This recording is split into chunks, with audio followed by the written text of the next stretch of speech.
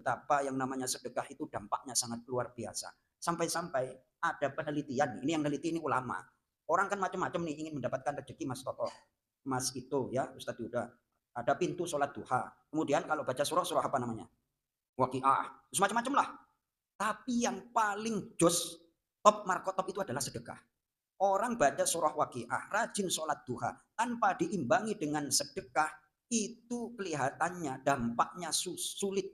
Jadi ternyata sedekah itu mempertajam doa.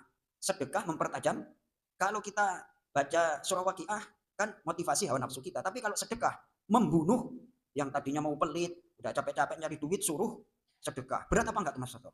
Nah, maka dari itu ternyata dampak sedekah itu sangat luar biasa sehingga diabadikan dalam surah Al-Munafikun, ya Rob, seandainya engkau tangguhkan kematianku barang sebentar, niscaya aku akan bersedekah. Bukan aku akan sholat, bukan aku akan puasa, tapi bersedekah. Karena sedekah manfaatnya adalah untuk banyak orang membunuh sifat pelit. Kemudian saya kaitkan dengan surah Al-Isra ayat yang ke-29.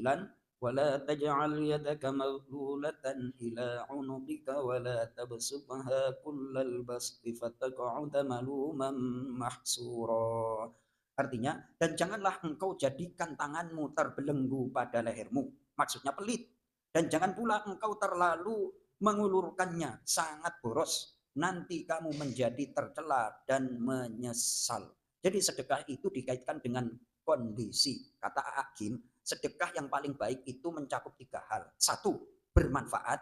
Yang kedua, mendidik. Yang ketiga adalah nominal, besar kecil. Itu tak ingat-ingat terus itu. Karena sedekah yang paling bermanfaat itu kalau bisa, sedekah yang paling utama bermanfaat.